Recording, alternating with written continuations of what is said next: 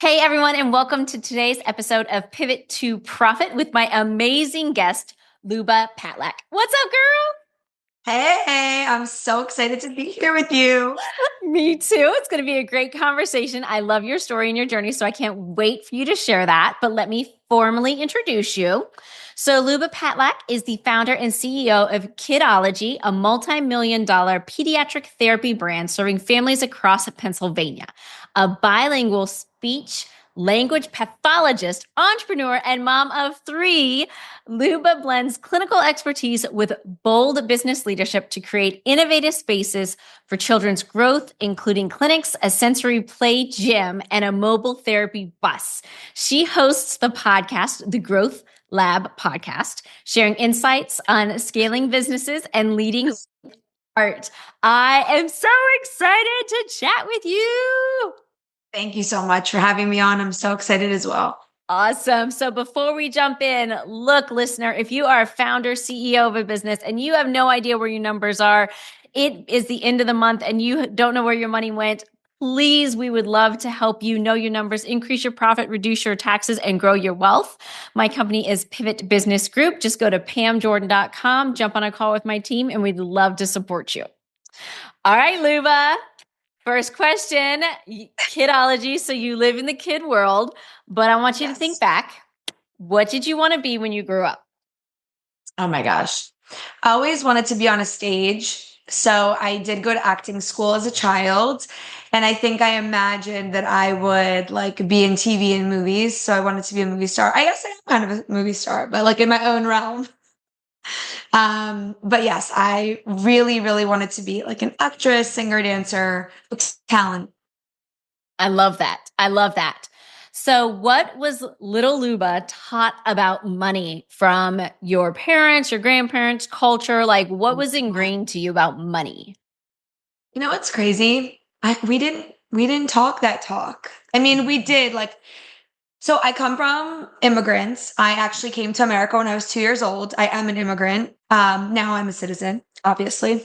But when I was growing up, so my father, he worked in the taxi cab business, Yep. and my mom was a nail tech initially, and she was a nurse in the Ukraine. So when, she really wanted to become a doctor here in the States, but she had two little kids and they needed to feed us and raise us. She didn't have time to study. It wasn't that life. It wasn't the life that I grew up having. I went to college here. I mean, it's a different world. So I feel like my parents were so focused on the day-to-day survival, they didn't have those conversations. However, do you remember being a persistent middle schooler or maybe elementary school? And I remember crying because my mom told me like I couldn't have a birthday party. That this year you can't have a birthday party. We'll do something else. It's just so expensive. And I remember that word, like expensive. I remember that, but we never formally sat down and spoke about finances and savings. Like we did not grow up. I have an older brother. We did not have that. My children today have their accounts. When they have a birthday party, I deposit in their account.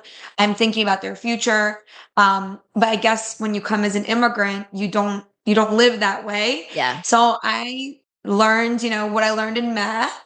And then as I grew older, I always had a job, whether it was waitressing, babysitting, small gigs in my community. Cause I loved working with kids then too. So we would do like lemonade stand, we would do stuff. I knew the concept of earning money, but it didn't come from my parents speaking to me about it. Yeah. It's amazing how few entrepreneurs I speak with actually were taught money. And what I love is they're killing it in their businesses now and they're doing so much for their own kids and students in their environment to teach them about money. So I love that this generational shift is coming. So you wanted to be an actress, did some acting, actually went to school for broadcast journalism. So Yes. tell me about that. That was great. I went to school at Hofstra University in Long Island, and I wanted to be like a newscaster. That's what I thought I was going to do. And I think when the time came, and I had amazing studies there, I learned all about production. I had a radio show. Ha! Look, it came in handy with the podcast.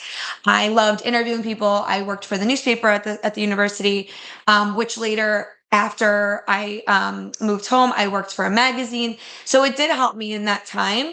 But broadcast requires you to literally move to middle America and make this amazing reel of yourself on the news over there.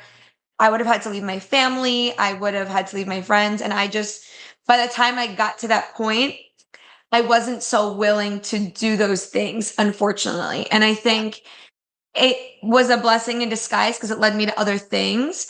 And it maybe just was not my end point. But I do utilize all of the skills that I learned at that time in my day to day life because I am almost like a working advertising and, I'm a billboard for my For sure. business. I have been for years. And I now record a lot of social media. We have the podcast. So I feel like all of the skills that I formally studied in broadcast journalism, the creation of the programs and episodes and themes, it really did follow me along, even as I became a speech language pathologist. I love it. So talk to me about that transition of you love helping people, your heart is for kids. So Yeah. when were you like, okay, speech language pathology is it? Because you've got a lot of certifications and all of that. So Yeah. when were you like, broadcast journalism, not it? Speech pathology, let's go. I think that, and it didn't come so quickly. How it went is I lived in New York City after I graduated from college and I was doing all the media stuff. So I worked at Good Morning America Weekend Show and I worked at Oxford University Press, which is the publishing house. And published in the Encyclopedia of African American History. I worked on that one. It's a 7-volume encyclopedia. Yes, I Awesome. was a publishing assistant at that time.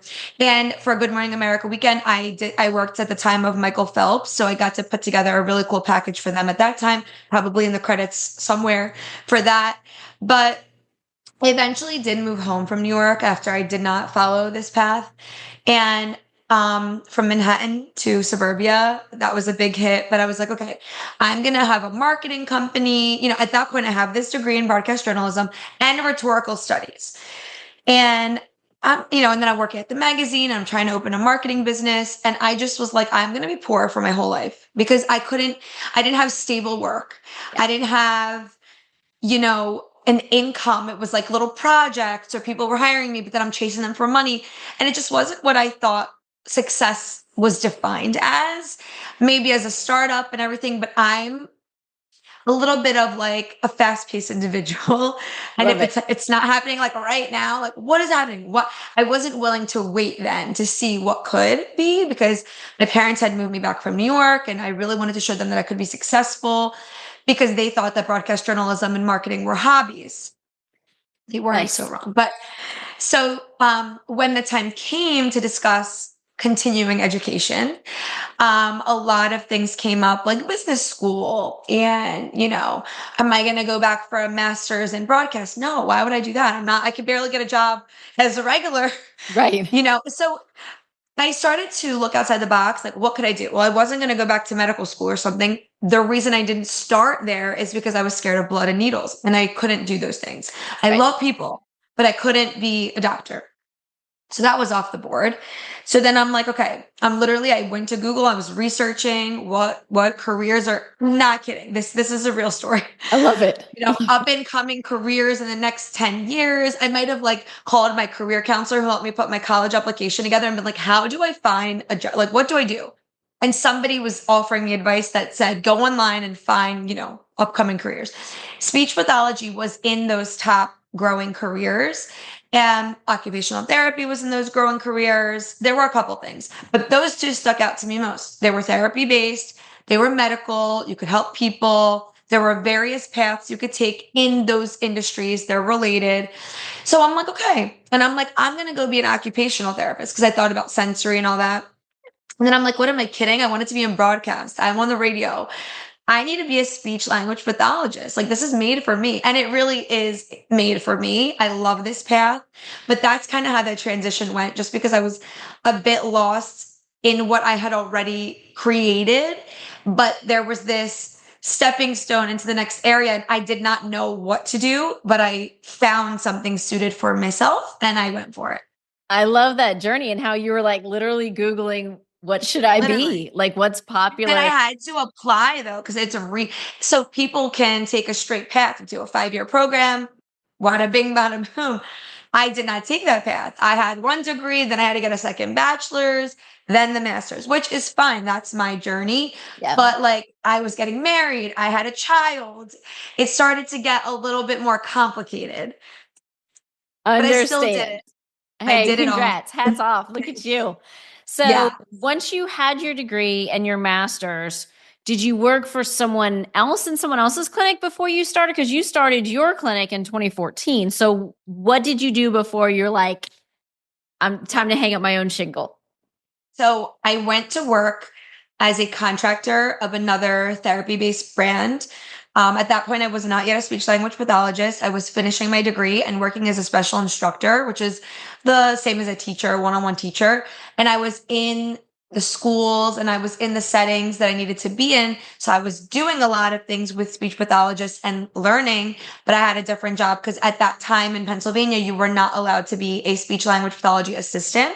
That's a Okay. new job they do have now, just based on the needs. Um, but I worked at this company, and at that point, I'm like, they're paying me X dollars. That means they're getting more than this. And I was getting paid pretty well there. And I'm like, okay, how do I open a company like this? So I started to research that. And it took me about a year from application to approval to become a provider company of the state of Pennsylvania. And because along the way for a long time, I thought you needed to like already be a speech pathologist or be a nurse or whatever it is to open, but you could just be an owner. You don't need those things.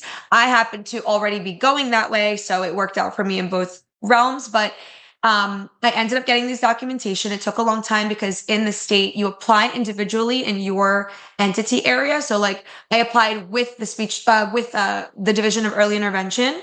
And then the approval is a big pool of everybody. So if you're a dentist, if it doesn't matter who you are, you apply in your area and then you all wait in line to get an approval. So it took a little bit of time, but I already learned a lot. I warned that other company, hey, I'm applying. And that man straight told me, my former boss, he's like, you're never going to open a company like this. And I was like, yes, I will. I certainly will. Yeah. He's like, it takes a long time. You'd have to know a lot. I'm like, don't worry. I'm just letting you know I'm going to do it. So Right. when the time comes, so I did do it. And I just felt like, and I've always had this mentality, no matter where I worked, I was always curious about, well, what if I owned something like this? So I wanted to open my own marketing company. And this was a different type of business though, because I already knew it could make money. Right. So I just needed to know how to do it. And once I got approved, I also still went to work as a service coordinator so that I could learn how the cases get to the agency, like what happens in the behind the scenes. Because at that point, I didn't take insurance. I was a state provider, so I took state programs, and I did that Gotcha. for like five years until I started to take insurance. So, what was the first big financial win that you had once it was your business? It was your clinic. Because those early years when the state's paying you, that's not great money. So, like, when was Luba like, I can do this? Well, so because early on it was just I had an apartment then. I worked from there. I interviewed in Starbucks. I didn't have much overhead, which was great. And I was in the business of hiring contractors. Like that was my business. So I was like, okay, I need to hire a lot of contractors. And I would interview a lot of people. The first year, I think we had 6 workers, like me and 4 or 5 other people. Um, and I had to learn from the state how to do the billing too, because it's a one-man show, a new Yeah. business. You're the janitor, IT, I'm sales, everything. HR. Yeah. So I think like those first times that those checks came to my Kidology Inc., for what we did, for what I billed, I billed it correctly because, there were many errors before. So I think for months I didn't get paid, but I was like paying these people. Right. And then finally it caught up at like a 3 or 4 month mark.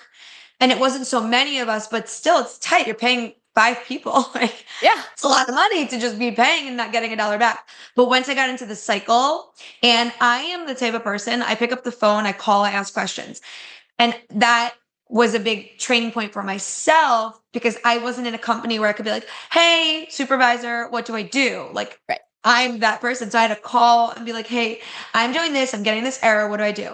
Then I got another error. So I call back, I'm doing this. Like, they knew me. They knew me over there, but there's many people like me. You just have to have the will. So I think like the biggest win initially was getting that cycle of, we work, we do the pay, I do the billing, we do the payroll. And at that point I had to structure myself to do those things. So I would see my clients, and then I would come home in the evening and I would review. I would do like one Friday every 2 weeks. I would review everybody's paper notes, Yeah. like Stonehenge things, Handwritten. Yeah. handwritten paper notes. That's what we were working with. And then I would go in Excel and I would do all the stuff. And then I would submit payroll. And at that point, I think I was paying on Venmo. After I hit 10 workers, I got a payroll system that I still use today. But like, So I glad. did everything in steps. But that was my biggest win, that I learned how to get myself paid. Yeah. I love it. I love it. So as your business grew and you were not just contractors, when did you jump into having your own facility? Because you have multiple locations Yes. in Pennsylvania now, and like that's a lot of money to upfit Yeah. and fill. So tell me about the journey of like Yeah. contractors to know I want my own hands-on gym experience for these kids. So it started just before COVID, actually, that hold on. So when I was pregnant with my daughter, I went to open my first office. And at that point, it wasn't a big clinic. My girlfriend and her sister were big time. They have now since sold, but they owned a home care local to me. And they had 3 siblings in the business. And so every time I would chat with them, they were several steps ahead of me, different businesses, but similarities were present. So they were like, why aren't you getting an office? Why aren't you getting an office? And this became such a consistent question. And I'm like, okay, I'm going to have to put my big girl pants on and get an office, because obviously that's like this next thing for me. So I get an office. And it was like in a shared industrial complex. And I took the metallic filing cabinet that I had in my home office room. God, no, my husband, when that day he saw it, he was like, what in God's name? Like, why is this here? I'm like, I need filing space. Like, we can't file this in my closet. So I moved that and got some desks to have 2 staff. And I made a little waiting area. The office that I first rented was 2 rooms. Yeah. One office with 2 rooms. So you walk in and it's like this first area and then another room through the door. So I had the 2 desks with the intent that I'll have like front desk, maybe a payroll person. Didn't have the people yet, but I got this office with the hopes. I love the vision. Then yeah. And then I built myself my room, and I had a glass desk for kids, yes, that I took from my home office. And in that room, I made eventually a little corner with like a chalkboard and like, a car thing and a little kitchen so the kids could play there or get evaluated. At this point, I'm still just doing the programs. We're hiring. People are coming to interview now at this office. I have a place. Kidology, headquarter, 2-room space. I'm so excited. And a mom is like, why aren't you taking clients here? The program that we're on with you only gives me an hour a week, but I'll pay you, or maybe you can take my insurance for another hour or 2 days a week or something extra. And I'm like, lady, I want to do that, but so I wasn't taking insurance. So we set up a cash deal. Cool. It became a popular question. Why can't you see me in the office? Why can't you see me in the office? My providers are out all day. I can see you after 3. I can, then I completely left the field and started sitting in the office because people were coming and they wanted to come, but I was just one and there was room for just one.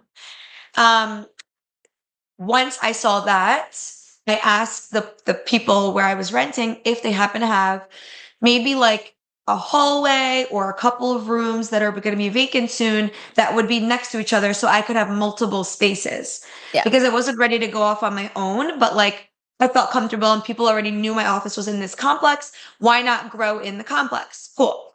They ended up having somebody leaving.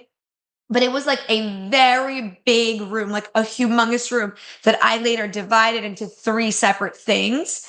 And then one section was my little desk and then 2 one-on-one rooms. The middle was this like play center. We called it the station room. And it had so many things, a library area for the kids, a bounce house, like imagine just like stations. Yeah. And then across the hall, we had the administrative suite. At that point, I think there were 3 or 4 people working there. We had a front desk, a coordinator, a biller, 4 people. And at that point, we started to apply for insurances. So now we're taking like 1, but we have 3 coming up. We take over 11 insurances now, which is like all of them Yeah, here, that's huge. including all medical assistants. So, but from there, COVID came. I like had just gotten all of this ready. We did a huge, beautiful kickoff party. We had a clap, like it was amazing. People were so excited to come. COVID. So I'm Uh-oh. like, okay, like I mean, we knew we were locked down, but how long could it go on? They were saying a few days, everybody Yeah. was in this. But this was going on, and I'm not rich and famous. Like I have bills, I have a lot of money to pay. I have 2 children at this point. I have employees. So I asked them if I could close the very large room. No, actually the administrative room. And what I did was I repurposed, we no longer were able to have all those stations. And we repurposed the large room and put all of our desks and stuff in one half of it.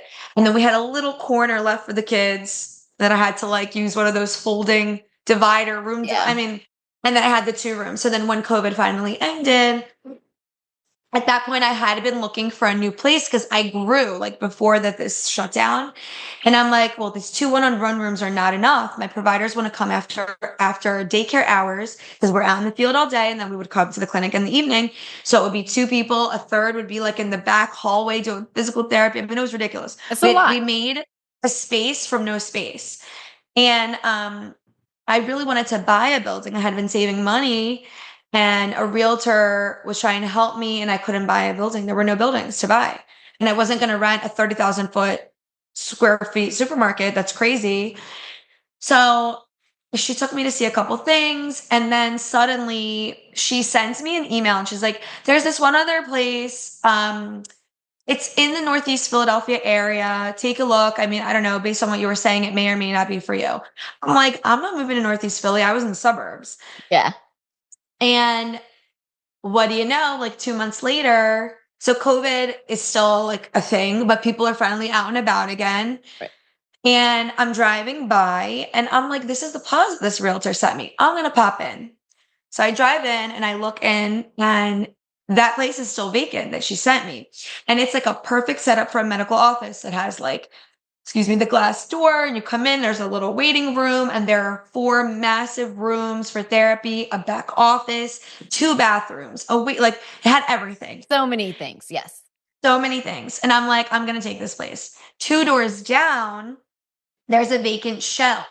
And deep down, especially after I had to shut down that station room, like the station room, the fun room for the kids, deep down, I always wanted to build a kids play gym.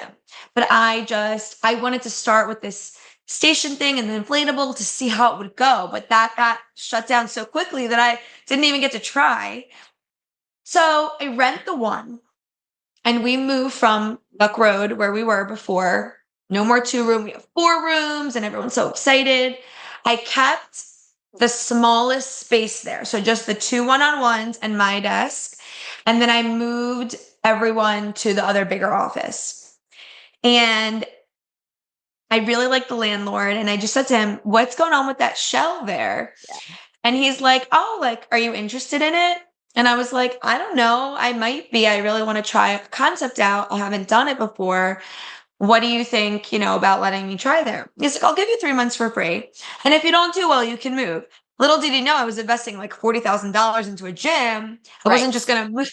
That was not just like a low cost to try. I was going to pray it works. Exactly.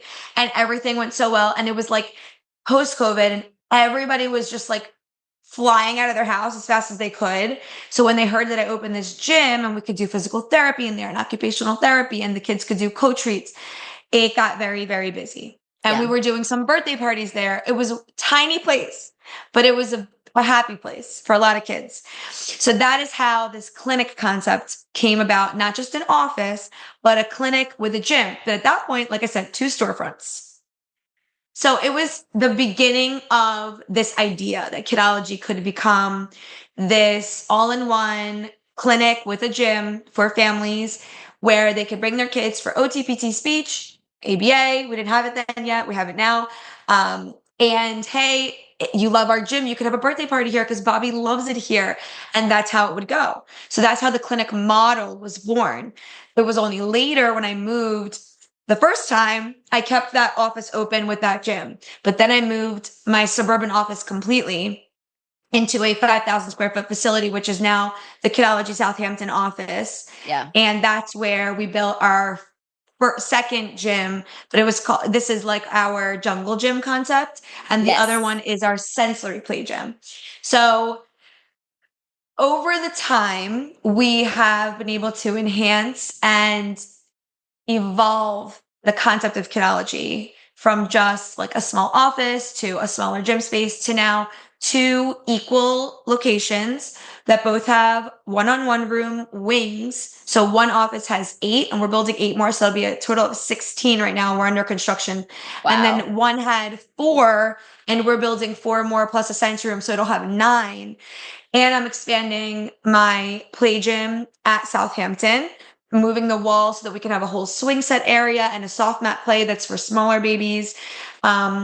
I took a new headquarters space upstairs. So now I have a 2-floor office. So that upstairs is only administration.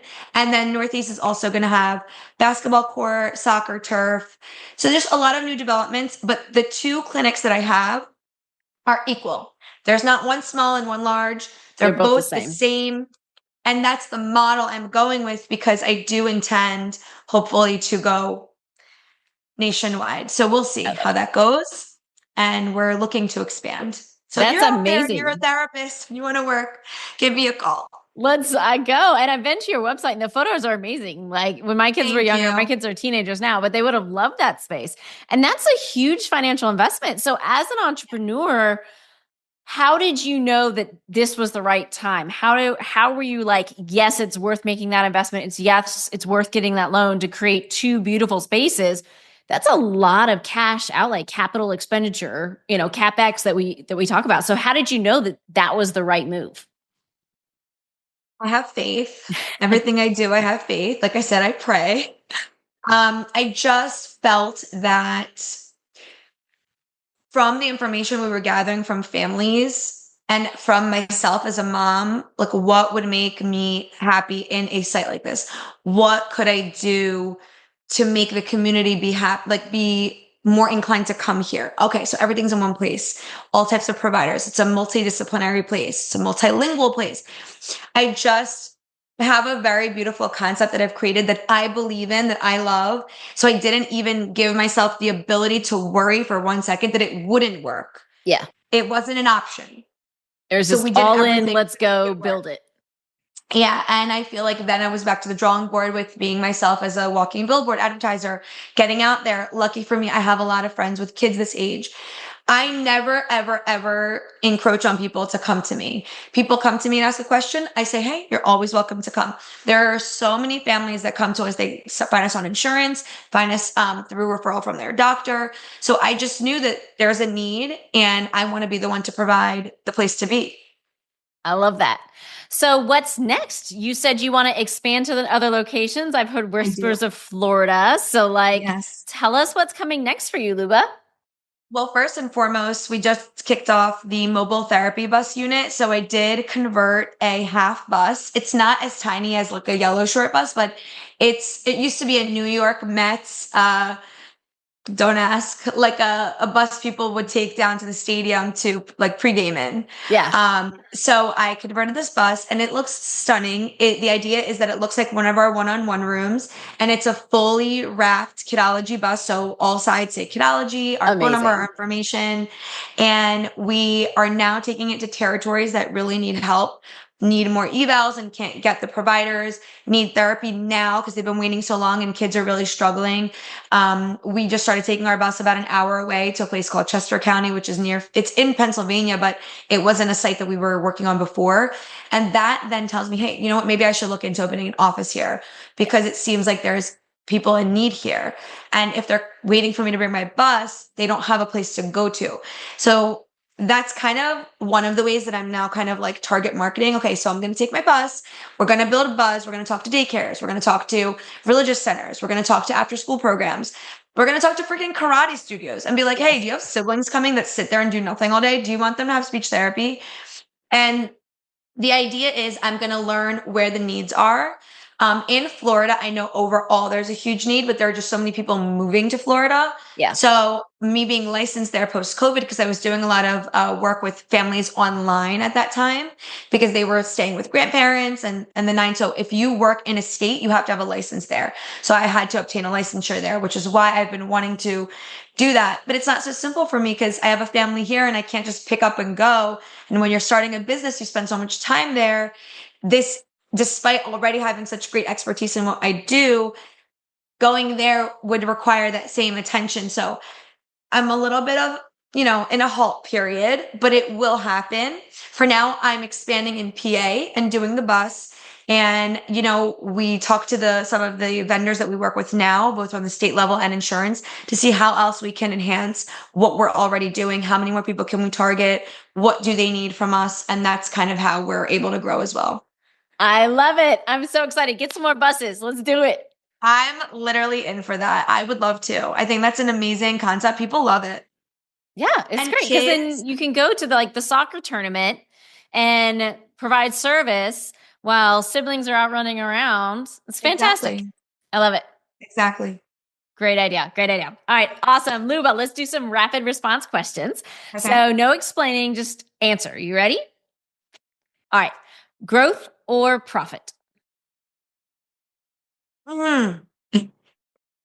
Profit. What's one business expense you'll never cut no matter what? This is so hard. The great lunches that we take. Lunches. Okay. What's the best money advice you've ever received? Know your numbers. Thank you, Queen. Let's go. If you had to start over today, what's the first thing you'd do differently with your business finances? I would plan. I didn't plan anything before. I just did it. Now I would plan. All right. And what does financial freedom mean to Luba? Sailing. I want to go sail on a yacht, enjoy this life because I spend so much time putting in and working that sometimes you forget to applaud yourself on the good days and take advantage when you can. Yep. I hear you. I hear you. So often we as entrepreneurs don't stop and celebrate the wins. So yes, get you that boat, girl. Let's go. I love it. Come on. Luba, thank you so much for Cheers. sharing your profit story. Where can people connect with you? So I have a personal social media, which is at Luba Love. It is like my all around family, my whole life. It's not a business page. I also have at Kidology Inc., which is my Kidology brand web. It's on Instagram, Facebook, all of my socials are Kidology Inc. And we have the Growth Lab podcast, but it's the Growth Lab podcast. And you can look up information on Kidology's website, which is www.kidologyinc.com. And I also do have a page about growth and scaling. It's lubapatlack.com. Awesome. I love it. Thank you so much for being on the show. That is all for today's episode of Pivot to Profit. If you're interested in understanding your business numbers so that you can scale and have multiple locations and a cool bus, Yes. we would love to help you talk money at pamjordan.com. Because remember, it is not what you make that matters. It's what you keep. Thanks, everyone.